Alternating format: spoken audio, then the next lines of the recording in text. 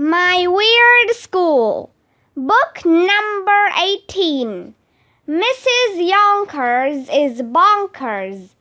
Written by Dan Gutman. Pictures by Jim Palott. Chapter 9. The Truth About Mrs Yonkers. The next day, we were sitting around the vomitorium eating lunch when an announcement came over the loudspeaker. "Mrs. Yonkers is absent today," said Mrs. Patty. "All computer classes are cancelled. Bummer in the summer." At the next table, the girls were talking about silly stuff, like what dress they should wear to somebody's birthday party and how many rubber bands they should put in their hair. We boys had more important things to talk about. "I can hang a spoon from my nose," Ryan said. "No way," I said. Ryan breathed on his spoon. Then he put the spoon on his nose and it hung there. It was the most amazing thing in the history of the world. Ryan taught me and Michael and Neil the Nude Kid how to hang spoons from our noses. After that, we had a spoon hanging contest. Ryan won because he was able to hang 4 spoons from his face at the same time. He should be in the gifted and talented program like me. I opened the lunch bag that my mom packed. Milk, a bag of peanuts, an apple, carrot sticks. Ugh, I hate healthy food. I can't believe we're supposed to eat fruits and vegetables. They grow out of the dirt. That's disgusting. I looked over at the girls' table. "Andrea," said Emily, "do you want to trade your stir-fried veggies and fruit kebabs for my tofu nuggets?" "No, thanks," Andrea replied. "I'm not hungry." Andrea looked all sad, like her dog died or something. "What's the matter with you?" I asked. "Did your dog die or something?" "I'm worried about Mrs. Yonkers," Andrea said. "What about her?" asked Michael. "She's under so much pressure," Andrea said. "My mother is a psychologist. She says that when people are under a lot of pressure, they could have a nervous breakdown." "Maybe Mrs. Yonkers isn't a computer teacher at all," I suggested. "Did you ever think of that?" "What do you mean?" asked Emily. "Well, maybe she's just pretending to be a computer teacher." "Yeah," said Ryan. "Maybe Mrs. Yonkers is an evil genius who kidnaps computer teachers and forces them to hack into government computer networks. Stuff like that happens all the time, you know."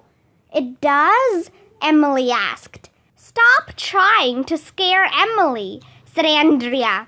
"Sure it does," Michael said.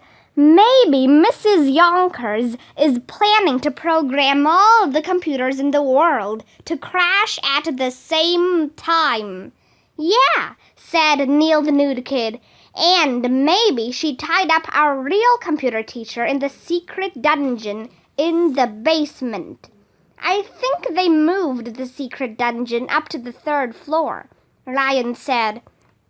"I'll bet Mrs. Yonkers took apart a laser printer and she's going to torture our real computer teacher with laser beams," I added. "I saw that in a movie once." "We've got to do something," Emily shouted. Then she went running out of the vomitorium. Emily is weird. Chapter 10. The Greatest Invention in the History of the World.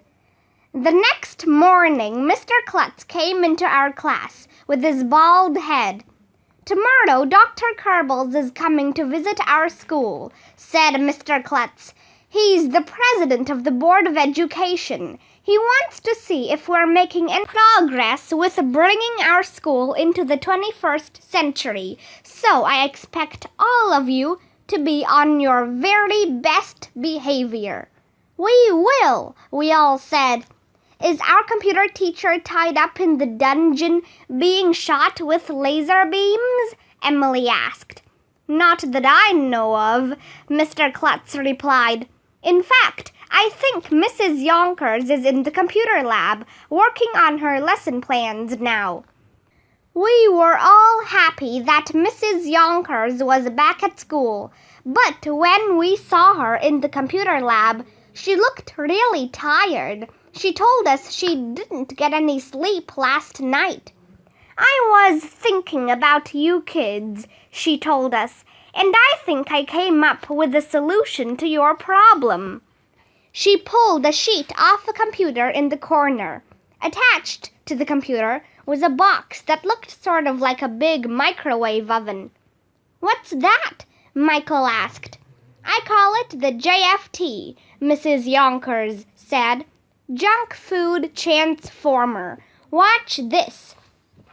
She took a piece of broccoli out of a bag on her desk and put it in the junk food transformer. Then she typed something on the computer keyboard. The microwave thing buzzed for a minute or so, and then a bell rang. Mrs. Yonkers opened the door. And you'll never believe what was in there. A York peppermint patty. "Wow!" we all shouted. "What happened to the broccoli?" asked Andrea. "The junk food transformer turned it into a York peppermint patty," said Mrs. Yonkers. She unwrapped the peppermint patty and took a bite out of it. "That's impossible," Ryan said. "It's a trick." "You think so?" Mrs. Yonkers asked. "Well, watch this." She took a handful of green beans, the most vile and disgusting food in the history of the world, and put it into the junk food transformer. Then she typed something on the keyboard. The microwave thing started buzzing again. When the bell rang and Mrs. Yonkers opened the door, do you know what was inside? 3 Hershey's bars. "Wow!" we all shouted. Mrs. Yonkers peeled off a wrapper and gave each of us a piece. "It tastes just like chocolate," marveled Michael. "It is chocolate," said Mrs. Yonkers, "yet it has all the vitamins and nutrients of green beans. The junk food transformer turns health food into healthy junk food." "It's amazing," said Andrea. "You should get the Nobel Prize," I told Mrs. Yonkers. "Say, can the junk food transformer turn junk food into health food?" asked Ryan. "Why would anybody want to do that?" I asked. "Ryan is weird." Mrs. Yonkers said it was okay for us to go back to our classroom and get our healthy lunches from our cubbies. I never ran so fast in my whole life. When we got back to the computer lab, Mrs. Yonkers had a grocery bag filled with fruits and vegetables on her desk. We spent the rest of the class turning all the health food into junk food. It was the greatest day of my life. We made milk duds and sugar daddies, airheads and warheads, ring pops and push pops and blow pops and pop rocks.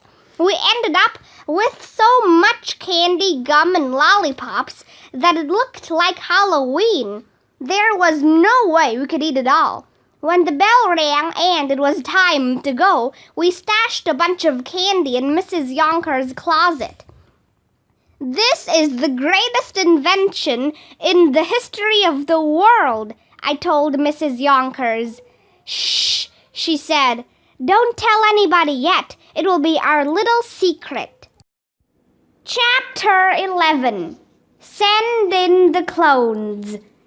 Keeping secrets is hard. I wanted to tell my parents about the junk food transformer. I wanted to tell my friend Billy, who lives around the corner. I wanted to tell somebody. But I didn't. My lips were sealed. But not with glue or anything. That would be weird. The next morning, Mrs. Patty made an announcement over the loudspeaker. Mrs. Yonkers is absent today, but please go to the computer lab at your regularly scheduled time. That was weird. If Mrs. Yonkers was absent, who would be our computer teacher? All day long we wondered. Finally, it was time for computer class. We rushed down the hall. We opened the door of the computer lab. And you'll never believe in 1,100 years who was standing there. It was a robot. Sit down, the robot commanded in a computery voice. Pay attention. The robot looked a lot like Mrs. Yonkers. It even wore a Nerds Are Cool t-shirt and a fake cheese head. Mrs. Yonkers is not feeling well, the robot said. I am Mrs. Yonkers. I will be your teacher today. Wow, Mrs. Yonkers built her own robot substitute teacher. Cool! We used to have a sub named Mrs. Todd, but then she tried to murder Miss Daisy and take her job. Miss Todd was odd. Remember, Mrs. Yonkers told us that she had so much work she wished she could clone herself? Andrea said as we sat down. Well, I guess she figured out how to do it. Clones are cool. My friend Billy, who lives around the corner, told me that scientists have cloned sheep, cats, and cows, but nobody ever cloned a person before. Stop talking, said Mrs. Yonkers. Fold your feet. Keep your hands on the floor. She sounded almost like a real teacher. Mrs. Yonkers, I said, I have a question. State your question, said Mrs. Yonkers. Fireman banana stomach pitchfork? I asked. I do not understand the question, said Mrs. Yonkers. Please repeat the question. Football my orange telephone? I asked. Does not compute, said Mrs. Yonkers. Please repeat. Watermelon launch your atomic bicycle? I asked. What are you doing, Arlo? Asked Andrea. Computers aren't very good at understanding language, I said. I'm yanking her chain. That's what you're supposed to do with substitute teachers. It's the first rule of being a kid. I do not understand, said Mrs. Yonkers. Monster my upside-down moon machine? I asked. Stop it, Arlo, Andrea said. You're going to get us in trouble. But it was too late. We were already in trouble. Mrs. Yonkers started shaking and twitching. System error, system error, system error, she droned. Smoke was coming out of her head, and sparks were shooting out of her neck. She started turning around in circles and bumping into desks. I think she blew a circuit, said Michael. Mrs. Yonkers was rolling crazily around the computer lab, crashing into everything in her path. Kids were diving out of the way. Run for your lives, shouted Neil the nude kid. I'll get Mr. Klutz, yelled Andrea as she ran out of the lab. Mrs. Yonkers was bouncing around the computer lab like a pinball. She was out of control. Finally, Mr. Klutz came running in. What's wrong? He yelled. Mrs. Yonkers has gone berserk, I told him.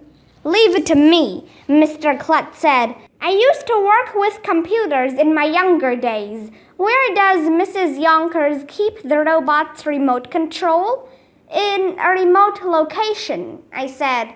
System error, system error, system error.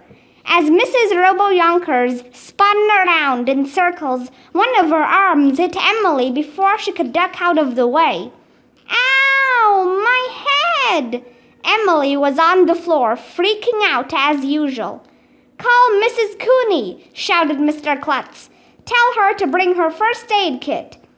Mrs. Yonkers was running around the computer lab. Mr. Klutz was running around the computer lab. All of us kids were running around the computer lab. It was a lot like that scene in the movie King Kong, when Kong broke his chains and went running around the streets of New York. Everybody was going crazy. And you'll never believe who showed up at that very moment. It was Dr. Carbles, the president of the Board of Education. Oh, snap! Klutz, Dr. Carbles shouted. What's the meaning of this?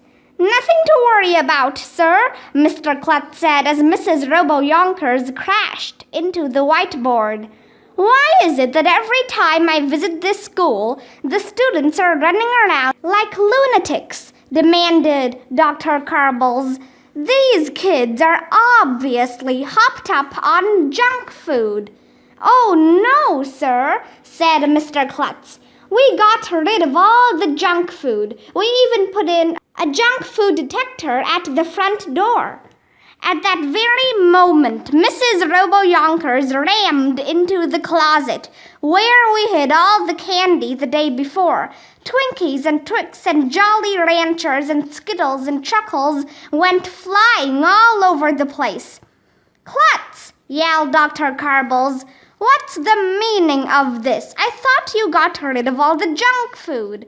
We did, Mr. Klutz said. Somebody get Mrs. Yonkers on the phone.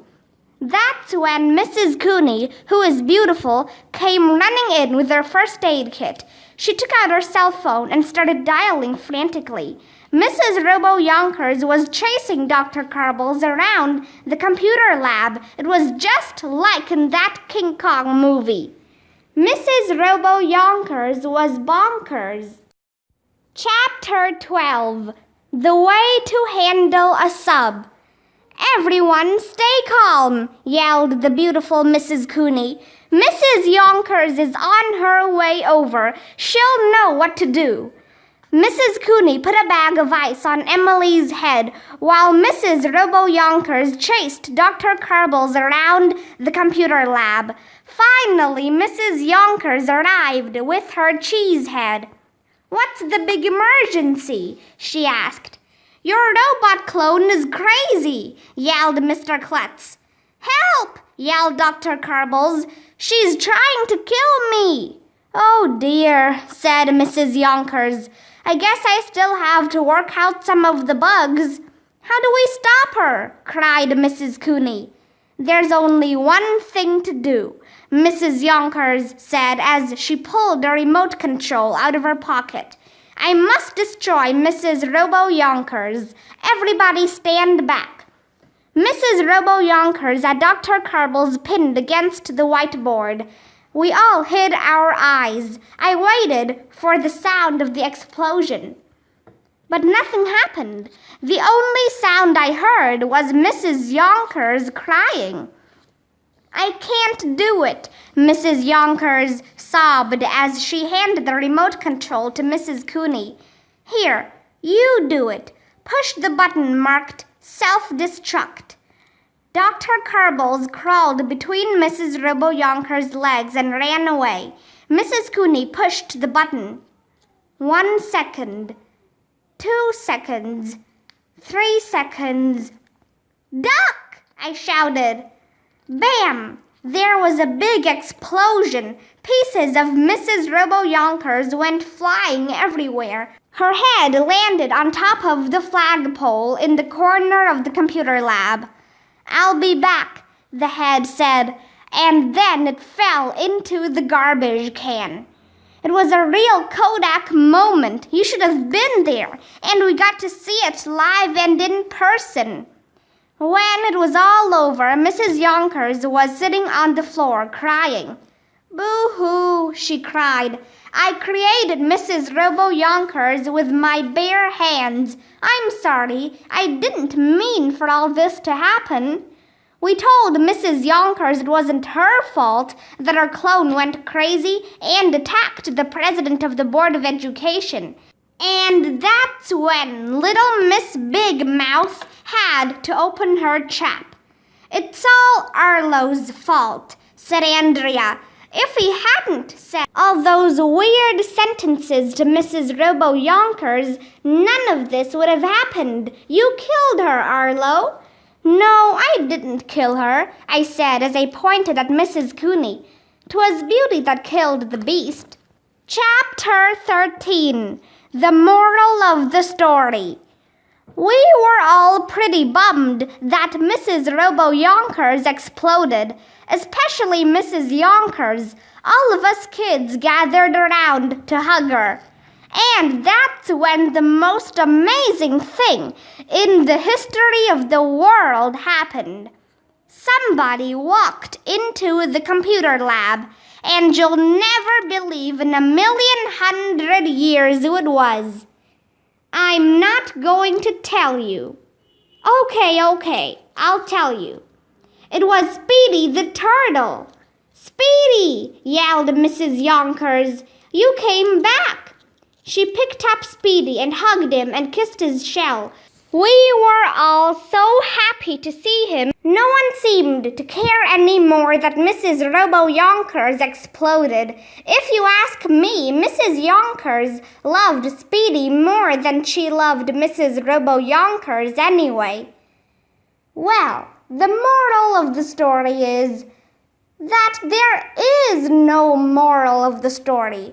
Who decided that stories have to have morals anyway? Sometimes weird stuff just happens for no good reason, especially at my weird school. Maybe Mrs. Yonkers will be able to build a new robot clone. Maybe she'll make $1 million from the junk food transformer. Or maybe she'll make a computer that you plug into your head so we don't have to go to school anymore. Maybe she'll stop writing emails to herself. Maybe Emily will stop falling down and Andrea will stop being so annoying. Maybe I'll find a way to live in a world without junk food. Maybe we'll travel through time to the 21st century. But it won't be easy.